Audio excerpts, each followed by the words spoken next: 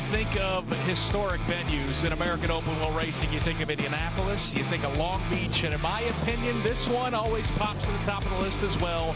It is the famed Milwaukee Mile, and for the first time in many, many years, IndyCar and INDY NXT by Firestone have invaded Wisconsin here at the Wisconsin State Fairgrounds. Hello, everyone. My name is Nick Yeoman. Happy to be joined by IndyCar radio anchor Mark Janes here inside the booth at the Milwaukee Mile. Michael Young is pit side as we get things started with a 45-minute practice session. Who is back with Able Motorsports? Salvador de Alba trying to get around her as well. Looks like Bryce Aaron, fresh off of his first podium finish a week ago, is there. James Rowe thinking about threading the needle. He thinks about it and he does it. Gets it done down into turn number one. So getting racy already here in practice for INDY NXT by Firestone. I think the most interesting part of our race will be like the last 30 laps. That's when I think the action is going to really kick off. How have you found the learning process of managing those Firestone tires? Because as you mentioned, we don't do live pit stops, and conserving them on these ovals is so important. Yeah, I think Firestone brings a really, really good compound to every race we come to. So they haven't really been particularly hard. You know, obviously there's definitely some management needed, and you know, you got to understand how to make the most out of your tires without killing them too much. But yeah, Firestone have just brought really, really good tires all year. So it hasn't, like I said, been the hardest thing in the world. Hey, good luck this weekend. Cool, thank you. That's Louis Foster. He's had a fantastic season. A driver who is trying to get her feet underneath her in these INDY NXT machines has just had an accident at turn number 2. That is Taylor Ferns, the driver from Shelby Township, Michigan, for the Bradford Allen Able Motorsports entry car 55. Trying to get up to speed, 18th fastest on the charts, and she has backed it into turn number 2. Mark Janes, we're watching her. She was about a car length or two ahead of Callum Hedge when that car got sideways. Big learning curve for her, you know, on the ovals at Iowa Speedway and Worldwide Technology Raceway, 16th and a 15th place finish. Didn't complete either race, and you know, an accomplished racer for sure, but this is a huge learning curve, and you know, obviously going to make some work for that team, and hopefully they can get that car repaired, and she can continue to get seat time and maybe have a shot at a full-time gig of the series next year. Tell you, 1 and 3 are very similar. 2 and 4 are very similar. And we've got Reese Gold with an issue in turn number 2, and that gold-colored Ticket Clinic law firm machine has found the outside retaining wall in turn number 2. Boy, oh boy, turn 2 has been the hot spot here in practice for INDY NXT by Firestone. Reese Gold was 13th on the charts at 140.767. He had been busy, turned 20 laps. That's just about the most of anyone. James Rowe had turned 21, as had Bryce Aaron, but as Mark mentioned, Reese Gold has that yellow and black machine pinned up against the outside safer barrier here in turn number 2, a second straight yellow flag in that part of the racetrack.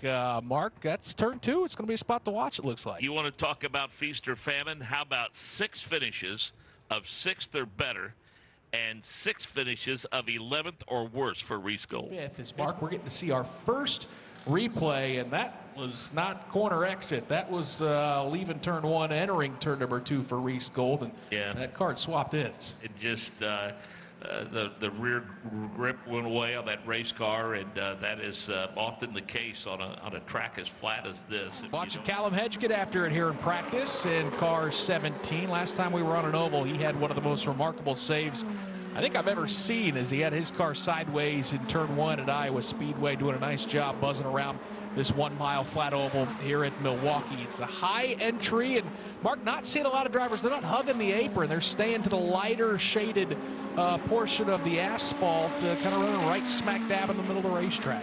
Well, there's a decided line for sure on this racetrack, and you look you know, that's a pretty wide strip to the bottom of the racetrack, and the left side's kind of touched that through 1 and 2, and then again through 3 and 4. But they let that momentum carry them off of turn number 2, for instance, and they brush right up against that outside retaining wall, and they hug in until the very last minute. So they're trying to find a rhythm, I think, at this point, Nick, get comfortable with that race car and knowing where that ragged edge is, and we've seen a couple of drivers find that during this session already. Just 6 minutes to go in this practice session. No change at the top in terms of P1. That's Louis Foster as he makes his way down the back straightaway. He's still the quickest driver at 148. .410 miles per hour. He's turned 40 laps in this session, but starting to see some new names, Mark James, pop towards the top. Salvador de Alba Jr., the driver from Mexico. He's shown he's pretty strong on the ovals. He's gone to P2.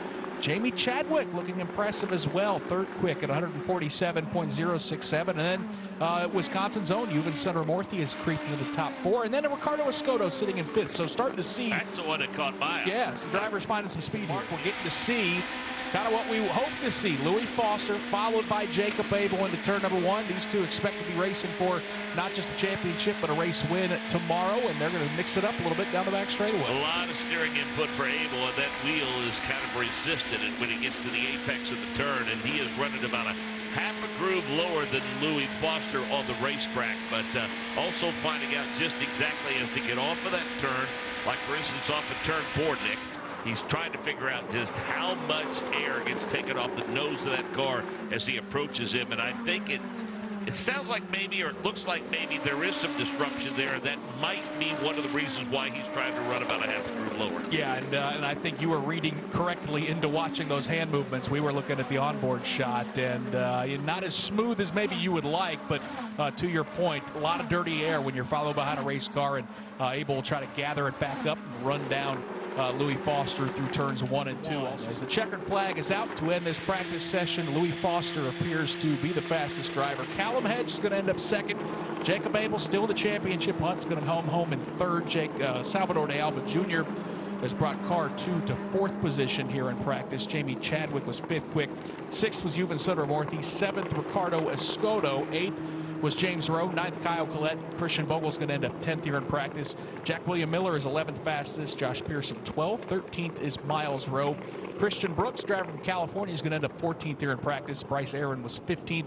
Jonathan Brown 16th. And then the two drivers that had incidents, if you're joining us late, it was first Taylor Ferns after 9 laps here in practice. She made contact with the turn 2 wall.